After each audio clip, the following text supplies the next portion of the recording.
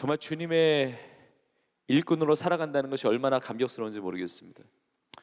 사도 바울은 고백합니다. 내가 일꾼이 되었노라 라고 고백을 하는데, 이 일꾼이 디아코노스라고 하는 헬라어 단어인데, 이 디아코노스가 무슨 뜻이냐면 종이라는 의미도 있고, 내가 하나님의 일꾼이라고 하는 것은 하나님의 종이라는 것입니다.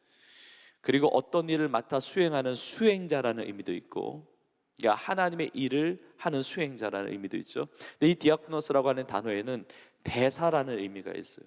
그러니까 내가 하나님의 일꾼이 되었다는 것은 하나님의 대사가 되었다는 거죠. 그러니까 하나님의 엠베서더, 그러니까 하나님의 부르심을 받고 하나님의 보내심을 받아서 하나님 맡겨주신 일을 감당하는 대사가 되었다는 것이죠. 대사는 보낸 자의 권세를 그대로 가지고 있는 거거든요. 그러니까 내가 하나님의 대사로 살아간다는 것은 하나님의 권세가 나의 것이 되고, 하나님의 능력이 나의 능력이 되고, 하나님의 그 역사하심이 내 삶에 나타나는 역사가 된다는 것입니다. 여러분, 우리 모두에게 이 하나님의 권세와 능력과 그 역사하심이 나타나는 삶이 되는 줄로 믿습니다. 근데 내가 일꾼이 되었는데 그 일이 있잖아요. 그 일이 무슨 일이냐? 바로 복음을 위한 일이에요. 그래서 오늘 본문 첫 부분의 7절에 보니까 사도 바울이 이렇게 고백을 하죠. 이 복음을 위하여, 이 복음을 위하여, 그 뒷부분에 내가 일꾼이 되었노라. 여러분, 세상에서 주어진 일을 감당하는 것, 보람된 일일 수 있고 귀한 일일 수 있고 정말 의미 있는 일이 될 수도 있을 것입니다. 그런데 하나님의 일을 맡아서 살아갈 수 있다는 것은 얼마나 영광스럽고 얼마나 감격스럽고 또 얼마나 축복된 일입니까? 저는 우리 교회가, 또 우리 사랑하는 청년들과 우리 성도님들이 예수님을 위하여 예수님의 복음의 일꾼 되어서 살아가는 그 삶이 너무나 감격스럽고 고맙고 너무 감사한 거예요. 지난 주일에, 한국은 주일이었지만 미국은 이제 토요일이었는데, 뉴욕 맨하탄의 타임스퀘어에 예수님 광고, 이 복음 광고를 세우고, 그리고 복음의 전함과 함께 한인 교회 성도님들, 또 한인 교회만이 아니고 우리 한국 교회에서도 많이 오셨고, 또 우리 교회에서도, 또 우리 비정규제 청년들도 또 함께 왔더라고요. 함께 연합을 해서 예수 그리스도의 복음을 전한 일을 감당을 했는데 너무 감격스러웠습니다.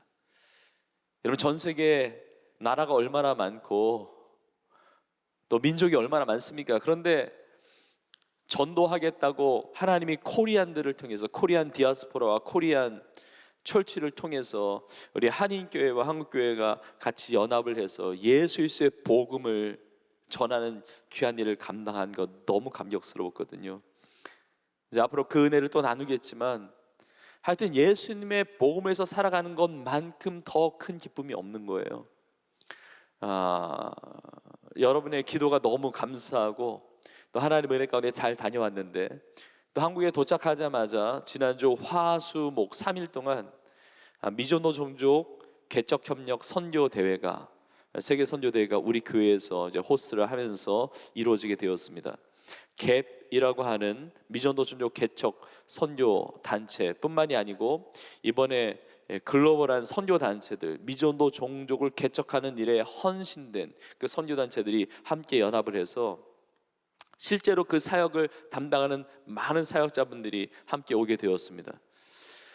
전 세계 50여 개국에서 미존노 종족 선교를 담당하는 그 선교단체의 장들과 리더십들과 사역자들이, 그리고 미존노 종족에서 실제로 한 번도 복음을 전해 듣지 못한 그 종족에 가서 복음을 전하는 그 사역자들이 오게 되었고, 더불어서 한국교회 많은 사역자들과 또 목회자들과 선교사님들이 함께 모여서 귀한 세계 선교대회를 이루게 되었습니다.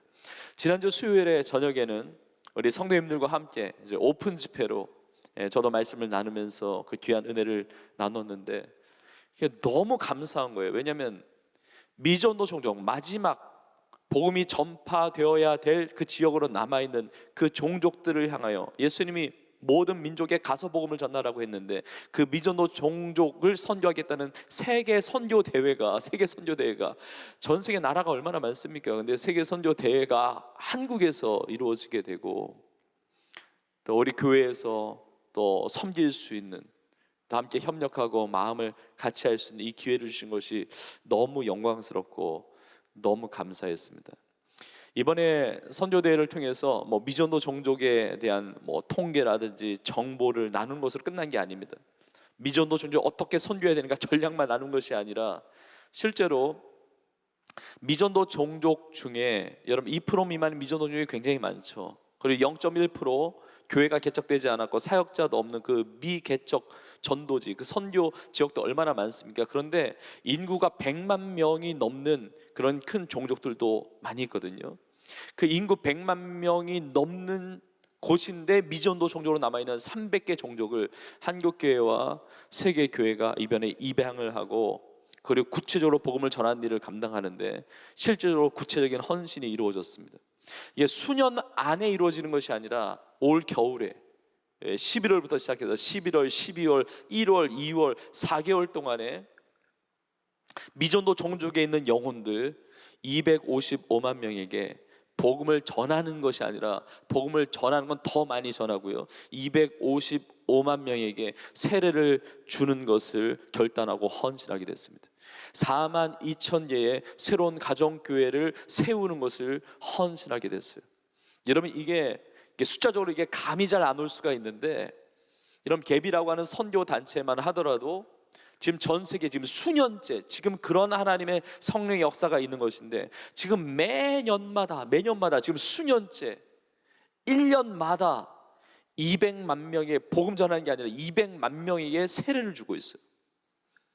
정말 하나님의 놀라운 역사가 있습니다. 미전도 종족이 가장 많은 인도 땅과 파키스탄과 여러 세계 나라를 비롯해서 정말 그 영혼들을 구원하시는 하나님의 놀라운 이 복음의 역사가 나타나고 있는 것이죠. 이번에 제가 수요일날도 잠깐 나눴는데, 여러분 우리 교회 비전 100천만이 있죠. 100개의 북한의 교회를 개척하고 1000개의 세계교회를 개척하고 10,000명의 성도들을 선교사로 파송하는 이 비전, 2030년까지 이루는 비전을 우리 교회에 주셨는데, 이번에 오셨던 사역자 중에 우리나라의 한 선교사님인데, 이 선교사님이 저에게 책을 하나 선물해 주는데 제가 그날 다 읽었어요. 너무 감동이 되고 은혜가 돼가지고. 이 선교사님이 인도 땅에서 지난 10년간 1000개의 교회를 개척을 했습니다. 별로 놀라지도 않아요, 이 정도는. 근데 우리가 개인적으로 가면서 1000개 교회를 다 개척할 수 있는 것은 아닐 거예요. 그러나 한 사람을 제자 삼은 거예요. 현지 사역자 한 사람을 예수님의 제자로 양육하고 세워가지고 이 한 사람의 현지 사역자가 6명의 현지 사역자를 제자 삼은 거예요. 그 6명의 현지 사역자들이 지난 10년 동안 인도 땅에 1000개의 교회를 개척을 한 거예요. 여러분 우리 교회가 교회를 개척을 하고 또 복음을 전해서 영혼을 구원하는 이 산모 역할도 감당하지만, 그러나 산파의 역할을 감당해서 협력하고 돕고 기도하고 후원하고 섬겨서 함께 영혼을 구원하는 일에 또 교회를 개척하고 하나님의 나라의 이 선교를 위해서 이루어가는데, 제가 생각을 했습니다. 우리 교회에 너무나 귀한 비전 100천만을 주셨는데 이거 인간의 힘으로 불가능한 비전이죠. 이룰 수 없는 거예요, 인간의 힘으로요. 근데 하나님께서 하시는 것인데, 한 사람이 주님께 붙잡힌 바 되면, 한 사람이 주의 복음 앞에 붙잡힌 바 되면 그 한 사람을 통해서 비전 100천만도 이루어지게 되는 것입니다. 여러분 한 사람 한 사람을 하나님께서 그렇게 부르신다는 거죠. 이렇게 우리 나라를 통해서 또 우리 교회와 우리의 삶을 통해서, 나의 삶을 통해서 이 아름다운 선교의 이 복음의 일꾼으로 쓰임받을 수 있다는 것이 얼마나 감격스러운지 몰라요. 지금 우리가 세명축제를 이제 앞두고 지금 11,434명의 태인자를 품고 기도하고 있습니다. 여러분 우리가 그냥 품고 기도한다가 아니라 우리가 기도할 때 우리가 태신자의 삶에 실제적인 하나님의 구원의 역사가 임하게 될 줄로 믿습니다. 우리가 품고 기도하고 복음을 전하고 놀라운 하나님의 일들이 이루어져 가는 것이죠. 오늘도 우리 추석 연휴 기간인데 오늘도 아침부터 통일천 아우리치를 떠난 우리 교구의 성도님들과 우리 청년들이 있어요. 끊임없이 이 때에 하나님께서 복음의 역사를 이루어 가시는데 우리의 삶을 복음의 일꾼으로 세워주시는 것. 우리 직분도 다르고 역할도 다르고 다 은사도 다르고 다 다양한 인생의 삶을 살아가고 있지만, 그러나 우리 모두가 복음의 일꾼으로 살아가는데 정말 하나님 기뻐하시는 이때에 예수님의 그 복음을 위하여 아름답게 쓰임받으며 살아가는 우리 모두가 되기를 주님의 이름으로 축복합니다. 자, 그런데 우리가 복음의 일꾼이 되었는데 이 복음의 일꾼으로 살아갈 때 우리가 반드시 기억해야 할 두 가지의 메시지를 오늘 말씀을 통해서 함께 나누고자 합니다. 어떻게 하면 복음의 일꾼다운 그런 삶을 살 수가 있을까? 하나님의 일꾼다운 삶, 우리가 새겨야 하고 우리가 붙들어야 될 너무나 중요한 두 가지 메시지. 첫 번째는 바로 이것입니다. 하나님의 은혜입니다. 내가 하나님의 일꾼으로 살아가고 있는 것은 하나님의 은혜라는 것이죠. 여러분, 그것을 고백하십니까? 내가 하나님의 은혜로 일꾼이 된 거예요. 그러니까 내가 자격이 있어서 된 것이 아니라, 내가 뭐 대단해서 그렇게 된 것이 아니라 전적인 하나님의 은혜로 말미암아. 여러분, 사도 바울은 이것에 대한 철저한 신앙 고백이 있었습니다. 그래서 7절에 보니까 이 복음을 위하여 그의 능력이 역사하시는 대로, 그러니까 나의 능력이 아니라 그의 능력, 하나님의 능력이 역사하시는 대로 내게 주신 하나님의 은혜의 선물을 따라 내가 일꾼이 되었노라. 그의 능력이 역사하시는 대로 내게 주신 하나님의 은혜의 선물을 따라 내가 일꾼이 됐다는 것이죠. 하나님의 은혜라는 거예요. 하나님의 은혜. 근데 여러분, 이 하나님의 은혜라는 고백을 우리가 참 많이 하는데, 이 하나님의 은혜라는 고백은 사도 바울에게 있어서 진짜 고백이었거든요. 그 은혜가 막연한 것이 아니라 더 구체적으로 8절에서 이렇게 고백을 합니다. 모든 성도 중에 지극히 작은 자보다 더 작은 나에게 은혜를 베푸셨다는 것. 모든 성도 중에 지극히 작은 자보다 더 작은 나에게 은혜를 주셨다는 거예요. 여러분, 사도 바울은 이게 겸손한 척을 하는 게 아니라 진짜 예수님 만났기 때문에, 진짜 하나님의 은혜를 체험했기 때문에 이 고백이 절로 나오는 거예요. 내가 구원받을 수 없는 존재였고, 내가 복음의 일꾼 될 수 없는 존재였는데, 내가 교회를 박해했던 사람인데 어떻게 복음을 전합니까? 이걸 생각할 때 모든 성도 중에 지극히 작은 자보다 더 작은 나에게 베풀어 주신 은혜라는 거죠.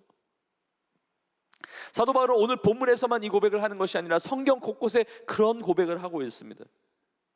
고린도전서 15장 9절에 보니까 사도 바울이 또 이렇게 고백을 하거든요. 나는 사도 중에 가장 작은 자라. 나는 하나님의 교회를 박해하였으므로 사도라 칭함받기를 감당하지 못할 자니라. 나는 사도 중에 가장 작은 자라고. 사도 바울은 변질되지 않았습니다. 하나님의 일을 감당하면서 내가 대단하니까 내가 엄청난 일을 이루었지 라고 하는 교만하지 않았어요. 이 교만이 없었어요. 나는 사도 중에 가장 작은 자이고, 내가 사도라 칭함받는 것도 나는 감당할 수가 없다고. 감당할 수 없다고.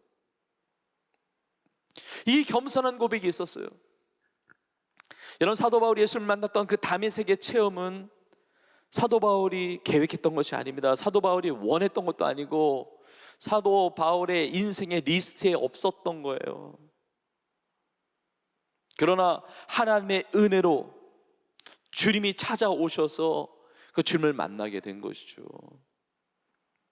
교회를 박해했던 인생이 이제 교회를 세우면서 살아가요. 예수를 믿는 자를 박해했던 인생인데 예수님을 전하며 살아갑니다. 복음을 핍박했던, 박해했던 인생이 복음을 전하면서 살아갑니다. 어떻게 나의 인생이 이렇게 될 수가 있을까? 이 하나님의 은혜라는 거죠. 하나님의 은혜. 그래서 이 구절 다음 구절이 참 유명한, 우리가 너무나 잘 아는 구절이죠. 고린도전서 15장 10절의 말씀 이렇게 고백합니다. 그러나 내가 나 된 것은 하나님의 은혜로 된 것이니 내게 주신 그의 은혜가 헛되지 아니하여 내가 모든 사도보다 더 많이 수고하였으나 내가 한 것이 아니요 오직 나와 함께 하신 하나님의 은혜로라. 여러분, 이 고백이 우리 모두의 고백이 되기를 간절히 축복합니다. 내가 나 된 것 다 하나님의 은혜인데 난 사도 중에 가장 작은 자인데 이 은혜를 받았기 때문에 다른 사도보다 더 열심히 노력한다는 거예요. 더 많이 수고한다는 거예요. 그런데 내가 하나님의 일을 감당하며 그 일꾼으로 살아가는데 내가 일하고 있는 것도 내가 한 게 아니라 나와 함께 하신 하나님의 은혜라는 것이죠. 디모데전서 1장 15절에 보면 사도 바울은 이렇게까지 고백을 합니다. 믿보다 모든 사람이 받을 만한 이 말이요, 그리스도 예수께서 죄인을 구하시려고 세상에 임하셨다 하였도다. 죄인 중에 내가 괴순이라. 세상을 구원하시기 위해서 그리스도가 임하셨는데, 예수님이 오셨는데, 세상을 구원하기 위해서, 나를 구원하기 위해서 이 땅에 오셨는데 나의 인생이 뭐니까 죄인 중에 괴수라는 것입니다. 이런 괴수라고 하는 것은 먼저, 앞, 우선 이런 의미예요. 그러니까 죄인 중에 괴수라는 것은 죄인들을 줄로 세우면 내가 맨 앞에 서 있다는 것입니다. 죄인 중에 맨 앞에 있는 자, 죄인 중에 우두머리.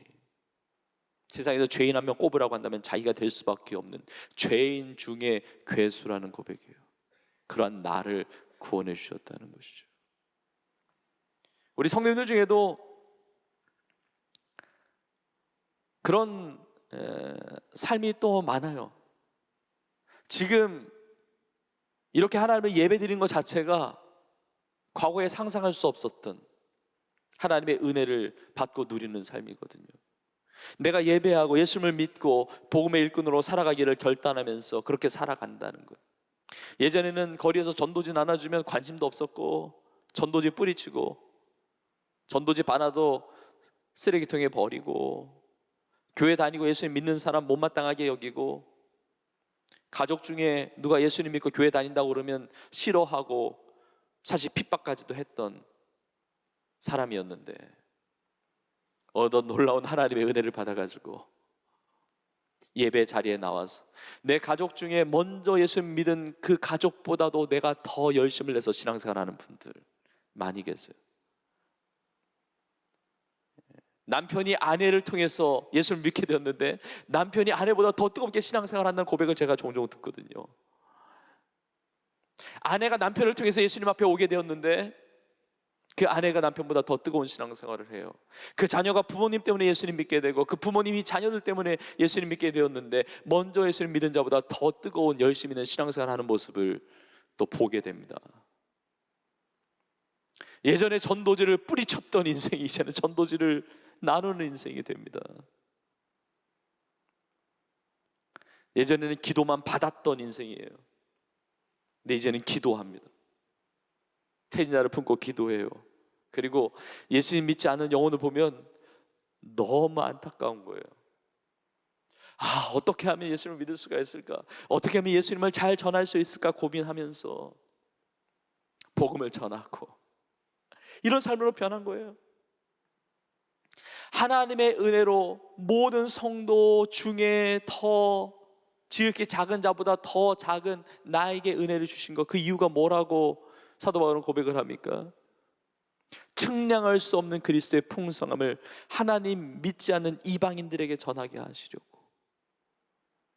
사도 바울의 삶을 보니까 전도하고 있잖아요. 그러니까 사람들이 놀라는 거예요. 아니, 교회를 밖했던 사람이 교회를 개척을 하고, 예수님 밖했던 인생이 예수님을 전하고, 복음을 거부했던 인생이 복음을 전하고, 야, 진짜 하나님의 사랑은 대단하다. 어떤 저런 사람도 하나님 변화시키셔서 사랑 가운데, 정말 은혜 가운데 바꿔서 정말 변화시켜 저렇게 사용하시는구나. 그리스도의 그 측량할 수 없는 풍성함, 뭐가 풍성하다는 것입니까? 그리스도의 그 넘치는 풍성한 사랑, 풍성한 은혜, 그걸 증거하는 도구가 사도 바울이 되었다는 것이죠. 여러분, 우리는 기억해야 됩니다. 내가 주님의 일꾼으로 살아간다는 것, 전적인 하나님의 은혜예요. 하나님은 대단한 사람 쓰시는 것이 아닙니다. 하나님은 세상적으로 볼 때 대단해 보이는 교회를 쓰시는 것이 아닙니다.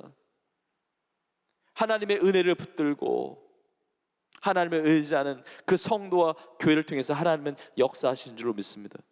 내가 왜 연약한데, 내가 왜 부족한데 왜 나를 부르시고 왜 나를 하나님의 일을 감당하는 자로 세워주십니까?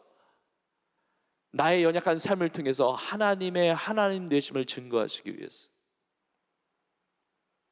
나는 너무 미약하지만 하나님이 대단하시다는 것을 증거하시기 위해서. 그래서 하나님은 겸손한 자를 쓰시는 거예요. 교만한 자를 쓰실 수가 없어요. 왜요? 교만한 자 쓰시면 그 교만함 때문에 하나님 영광 얼마나 많이 가립니까?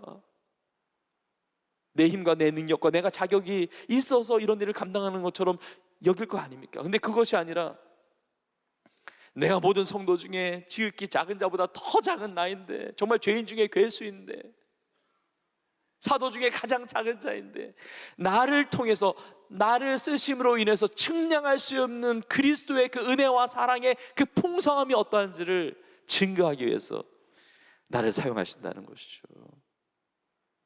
여러분이 하나님의 놀라운 은혜를 우리가 체험하고 그 겸손함과 낮아짐 가운데 주님의 일을 아름답게 감당하는 우리 모두가 되기를 주의 이름으로 축복합니다. 그래서 하나님의 은혜를 고백하는 자는 주님만을 높여요.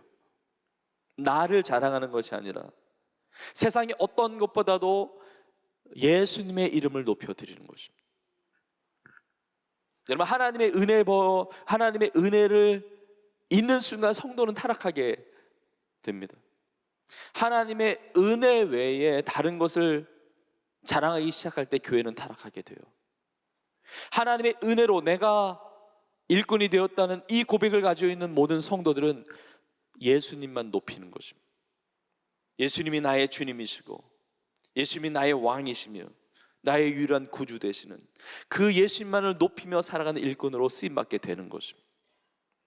그래서 여러분 10절에 보면 이렇게 이야기합니다. 내가 일꾼이 된 이유 중에 하나가 뭐냐면 이는 이제 교회로 말미암아, 교회는 하나님의 은혜로 구원받은 성도예요. 그리고 복음의 일꾼 된 성도의 공동체가 교회잖아요. 하나님은 이 땅에 교회를 통해서 하시고 싶으신 일이 있어요. 그게 뭐냐? 이는 이제 교회로 말미암아 하늘에 있는 통치자들과 권세들에게 하나님의 각종 지혜를 알게 하려 하십니다. 하늘에 있는 통치자들과 권세들에게 하나님의 각종 지혜를 알게 하시기 위해서 나를 하나님의 은혜로 일꾼 삼아 주셨는데, 하늘에 있는 통치자들과 권세들에게 알게 하시는 하나님의 각종 지혜가 무엇이냐? 통치자들, 권세들, 하늘의 공주의 권세 잡은 어둠의 영들까지 다 포함해서 그 통치자 권세보다 예수님이 더 높으신 분이라는 거예요. 예수님이 더 위에 계신 분이라는 거예요. 예수님이 우리 인생에 예수님보다 귀한 것이 없고 예수님보다 위에 있는 존재가 없고 통치자들 권세들 위에 계신 분이 예수님이라는 사실을 증거하기 위해서 나의 삶을 일꾼으로 부르셨다는 것입니다. 저는 이것을 잘 보여주는 성경이 골로새서 2장이라고 생각을 합니다. 골로새서 2장 6절에 보면 이렇게 나와 있습니다. 그러므로 너희가 그리스도 예수를 주로 받았으니 그 안에서 행하되. 여러분은 예수님이 나의 주님이시라고 고백하십니까? 예수님이 나의 삶의 주인이 되십니까? 여러분 고백하세요. 그렇게?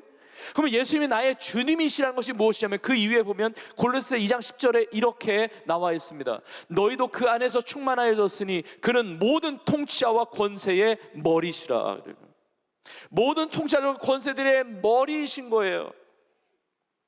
그 십자가의 능력으로 말미암아 주의 주 되시며 왕의 왕 되시는 예수 그리스도를 선포하게 하셨다는 것이죠.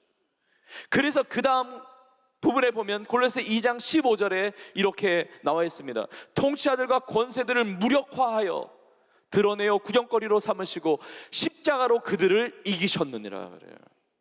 나를 복음의 일꾼으로 삼으신, 하나님의 은혜로 일꾼으로 삼으신 이유는 하늘의 모든 통치자들과 권세들에게 하나님의 각종 지혜를 알게 하려 하심인데, 그 모든 것이 십자가로 말미암아 예수님을 가장 높이 올리셨다는 이 고백을 선포하게 하기 위해서 예수 우리 인생의 주의 주가 되신다는 거예요.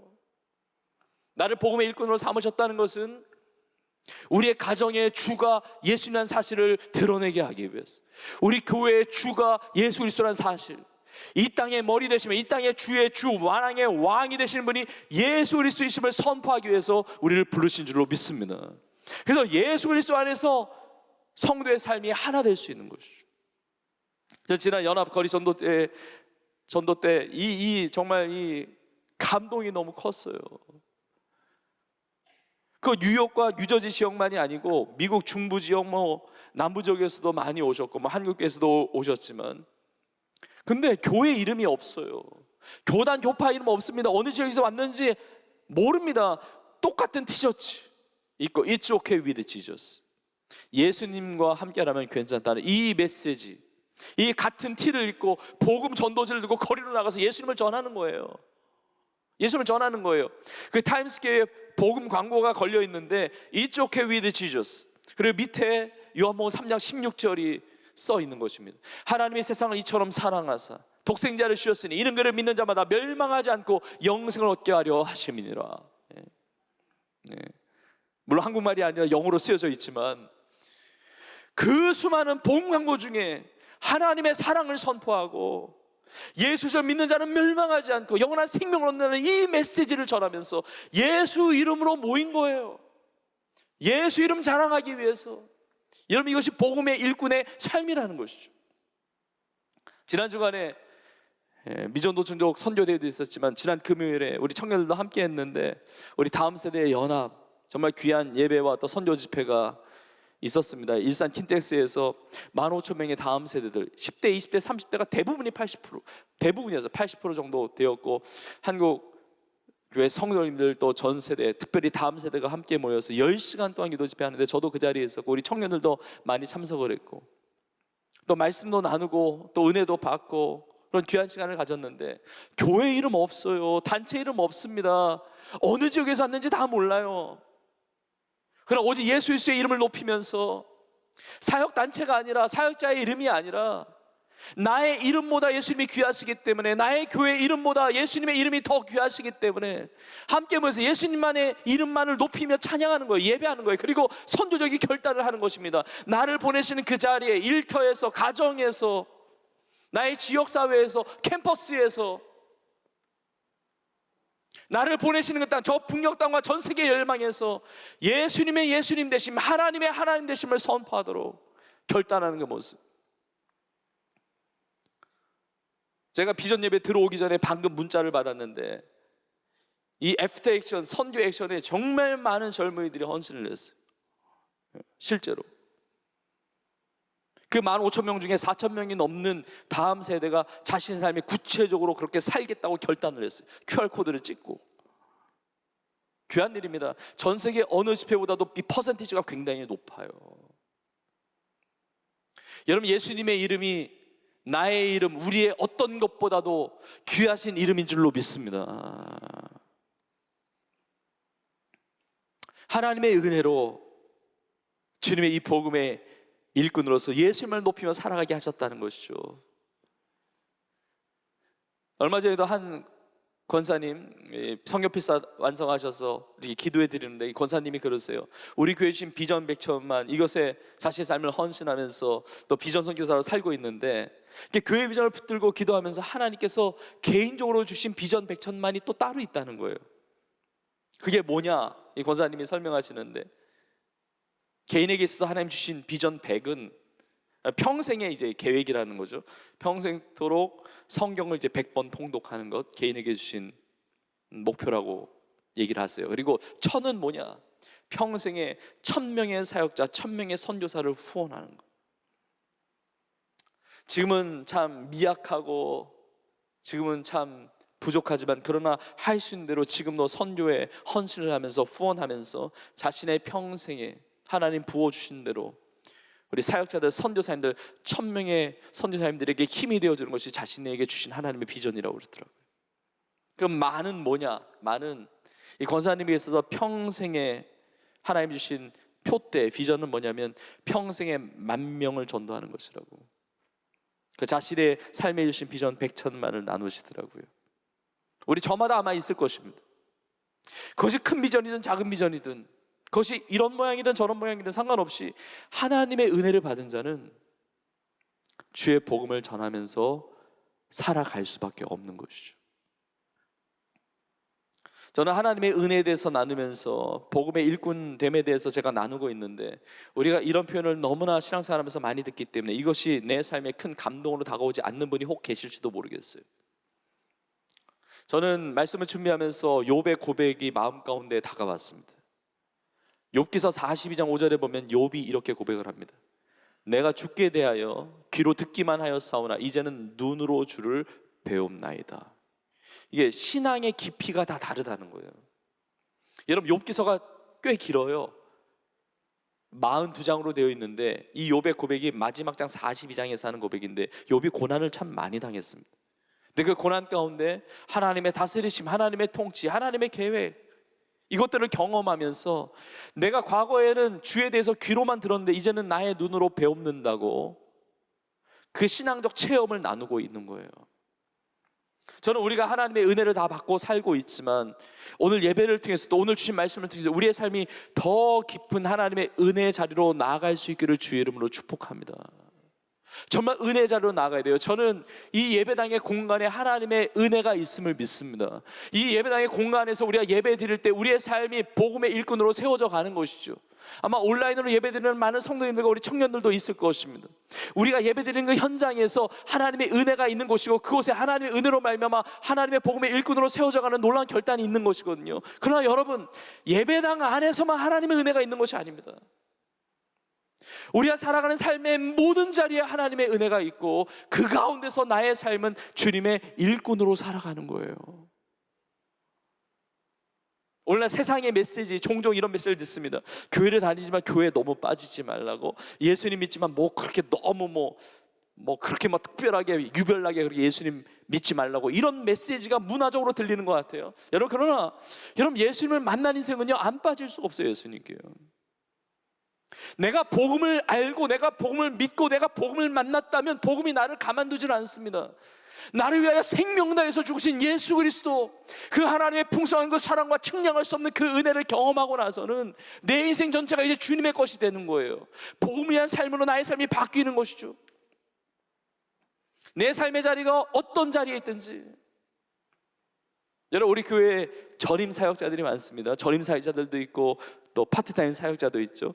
근데 어떤 그 사역, 그 일에 대해서는 풀타임 사역자, 파트 사역자 이렇게 나눌 수 있지만 내 삶 전체를 볼 때 예수님 만난 나의 인생 가운데 주님을 위한 삶이 파트타임이 될 수 있는 사람은 아무도 없어요.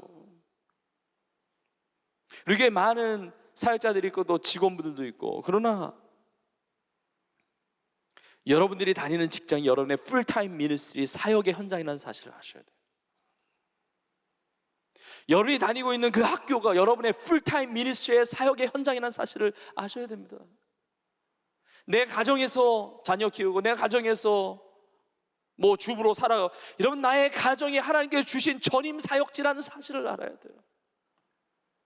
우리가 주일날 예배드리지만 여러분 예수 그리스도의 은혜를 받았는데 그 측량할 수 없는 그 놀라운 복음의 능력을 경험했는데 오늘 주일만 주님의 날이야, 그리고 평일의 삶은 내가 마음대로 할 수 있어 라고 생각하면 말도 안 되는 거예요. 모든 시간이, 모든 삶이 예수님만 높임받는 하나님의 은혜를 경험하는 복음을 위한 삶으로 우리의 삶이 드려지게 된다는 것입니다. 우리가 주일날 예배드리죠. 주중에도 우리가 공적 예배도 있고 많은 기도 자리가 있는데 여러분 주일 예배 끝나면 주중에 삶 단기 선교하고 오는 거예요. 별로 감동도 없어. 그렇게 살고 있으니까.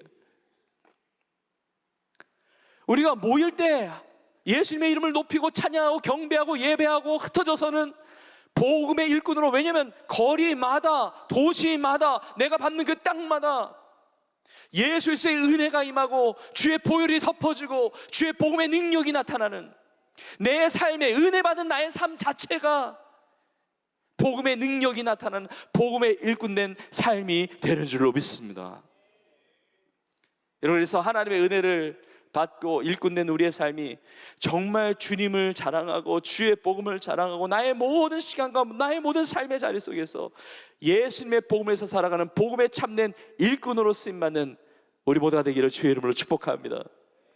두 번째로 한 가지를 더 마지막으로 덧붙여 나누는데, 두 번째 메시지가 이거예요. 하나님의 계획이에요. 자, 우리는 하나님의 일꾼이 되었는데 이게 하나님의 은혜로 일꾼이 되었던 것과 함께 이게 하나님의 계획 속에 있다는 것입니다. 그러니까 내가 하나님의 은혜로 일꾼으로 살아가고 있는 것이 그냥 우연히 어쩌다가 이루어진 것이 아니라 하나님의 계획 속에 내 삶이 존재한다는 것이죠. 사도 바울에게 이 믿음이 있는 것입니다. 그래서 9절에 이렇게 고백하는 것입니다.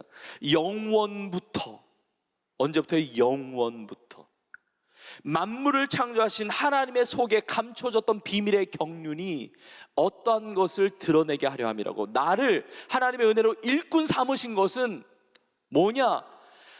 만물을 지으신, 만물을 창조하신 하나님 속에 감춰졌던 비밀의 경륜이 있었다는 거예요. 그 비밀의 경륜에 대해서 지난 시간에 보았는데, 이 경륜이라고 하는 것은 하나님의 섭리, 하나님의 경영, 하나님의 계획을 말하거든요. 하나님 속에 하나님의 계획이 있는데 이것이 드러났다는 것이죠. 언제부터 있었던 계획이냐? 영원부터 있었던 하나님의 계획 속에 내가 복음의 일꾼 된 것이 있었다는 거예요. 내가 지금 어떤 직분을 가지고 그 사명을 가지고 복음의 일꾼으로 이 시대 가운데 나의 삶의 자리에서 살아가고 있는 이 모든 것은 하나님의 계획 속에 있다는 것입니다. 그래서 11절에도 이렇게 표현하는 것입니다. 곧 영원부터 우리 주 그리스도 예수 안에서 예정하신 뜻대로 하신 것이라. 내가 하나님의 은혜로 일꾼이 된 것은 영원부터 우리 주 그리스도 예수 안에서 예정하신, 미리 정하신 뜻대로 하신 것이라. 여러분, 내가 하나님의 계획 속에 있고 내가 하나님의 뜻 안에 있다는 것입니다. 여러분, 이것이 우리에게 엄청난 위로와 자신감과 능력을 줘요. 여러분, 우리가 왜 불안해하고, 왜 걱정하고, 왜 힘들고, 때로 흔들리고 넘어지는지 아세요? 내 삶이 우울하기도 하고 낙심이 되기도 하고 왜 그런지 아세요? 내 삶이 하나님의 뜻 안에 있다는 사실을 확신하지 못하기 때문에 그래요. 야, 이러다가 진짜 잘못되는 거 아니야? 내 인생 다 끝나는 거 아니야? 내 인생에 문제 생기면 어떡하지? 사고가 닥치면 어떡하지? 아, 검진을 했더니 뭐가 이상한 게 나왔는데 이거 잘못된 정말 이거 치명적인 병이면 어떡하지? 내 인생이 미래가 끊어지면 어떡하지? 이러다가 뭐 진짜 끝장나는 거 아니야? 이런 온갖 종류의 두려움과 염려들, 이유가 있어요. 내가 하나님의 계획과 뜻 가운데 있다는 이 확신이 흔들려서 그런 거예요. 여러분, 하나님의 은혜는 멈추지 않습니다. 로마서 8장에 있듯이 나를 향한 하나님의 사랑은 끊어지지 않습니다. 끊을 수 있는 것이 세상에 존재하지 않아요. 하나님의 은혜는 영원한 거예요. 나의 삶을 붙드시는 거예요. 나의 삶에 함께 하시는 것입니다. 내 삶은 잘못되지 않아요. 내 삶은 우연이 아니라니까요. 내가 이 자리에 선 건 하나님의 은혜이고 하나님의 계획 속에 있어요.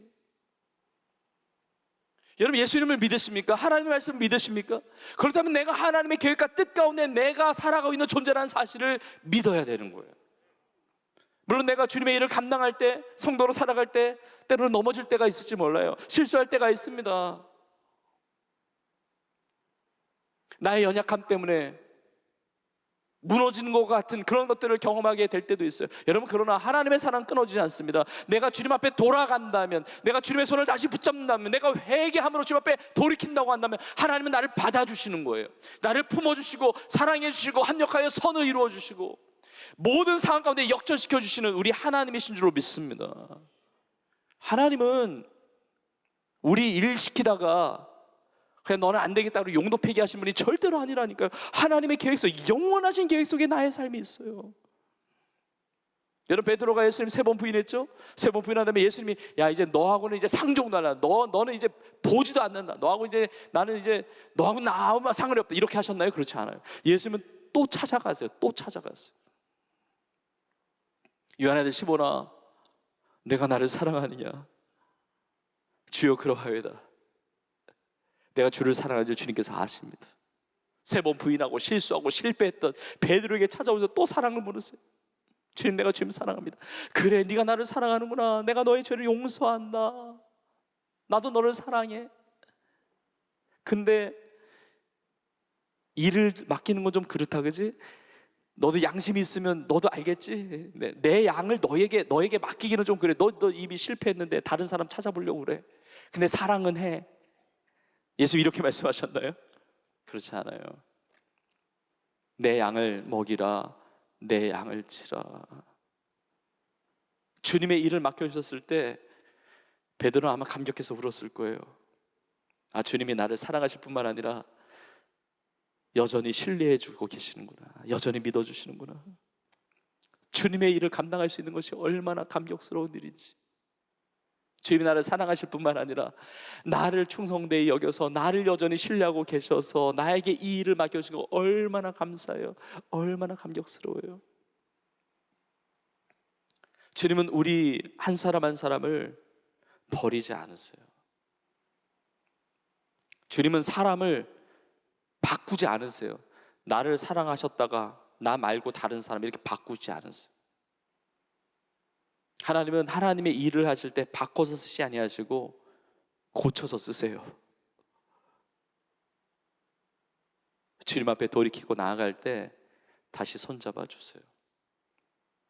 주님의 사랑은 영원한 사랑입니다. 잘못되지 않아요. 우리는 죽어도 다시 사는 인생이거든요. 그런데 내가 하나님의 계획 속에 있고 하나님의 뜻 안에 나에게 주신 직분이 있고 나에게 주신 이 복음의 이 일들, 이 사명, 이 일꾼으로 살아간다는 사실을 생각할 때 우리는 담대할 수 있어요.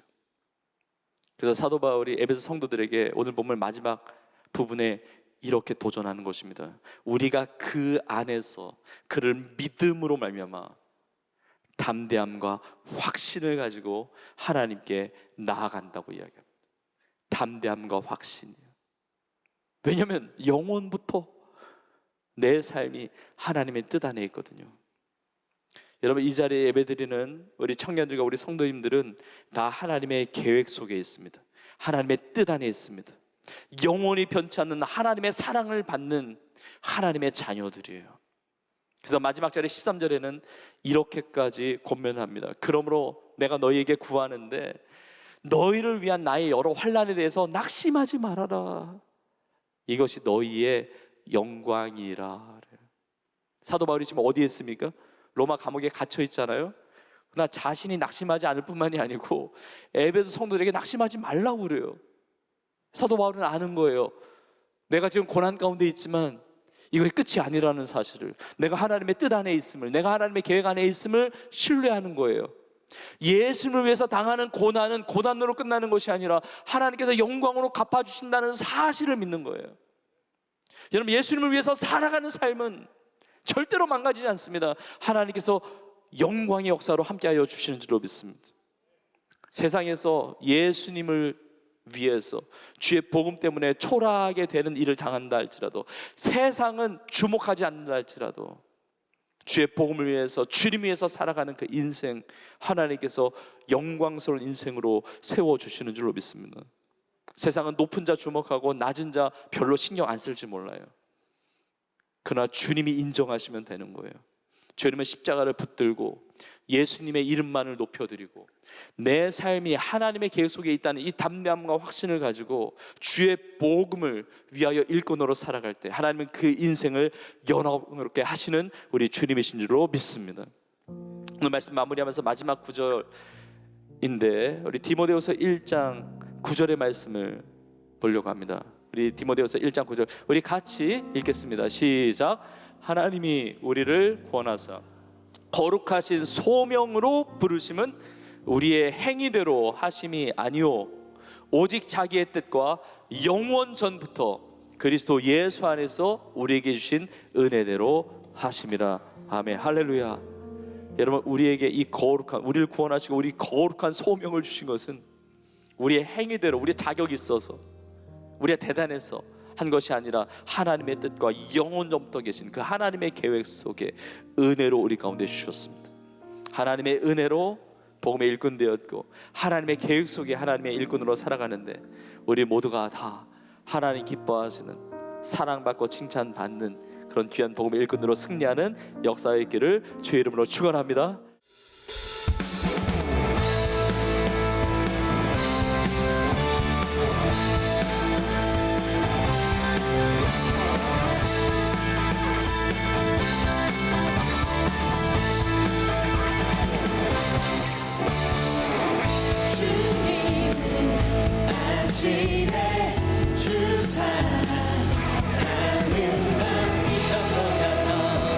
주님 알기 원해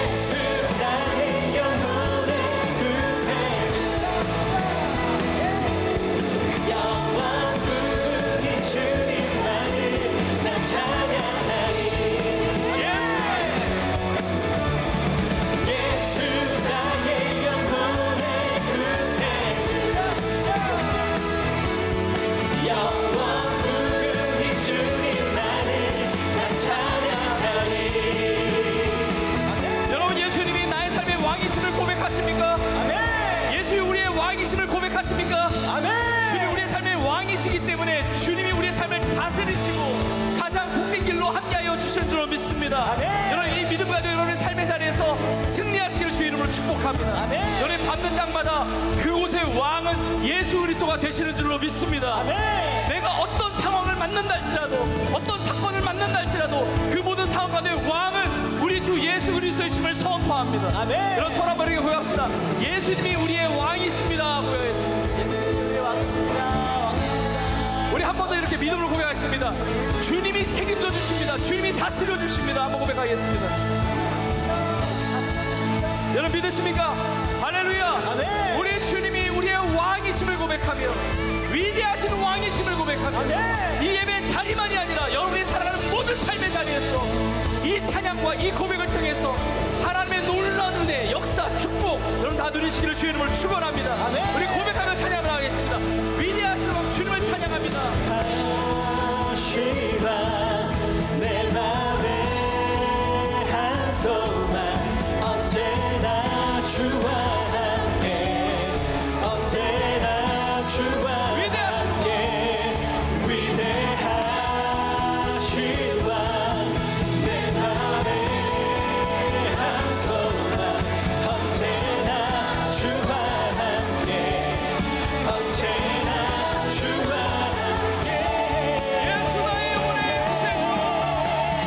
예수 나의 영혼의 구세주 예수 나의 영혼의 영원 무궁히 주님만을 난 찬양하리 우리 믿음으로 선포하며 예수 나의 영혼의 구세주 예수 나의 영혼의 구세주 아멘 영원 무궁히 주님만을 난 우리 다시 한번 찬양하리 예수 나의 영혼의 구세주 뛰면서 예수 나의 영혼의 구세주 아멘 아멘.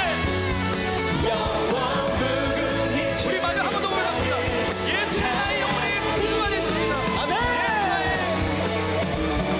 예수 나의 영혼의 구세주 영원 무궁히 주님만을 난 찬양하리 영원 무궁히 주님만을 찬양합니다.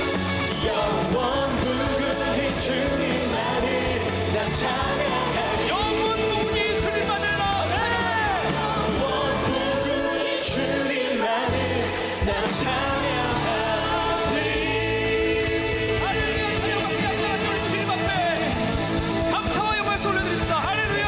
아멘 할렐루야. 아멘 할렐루야.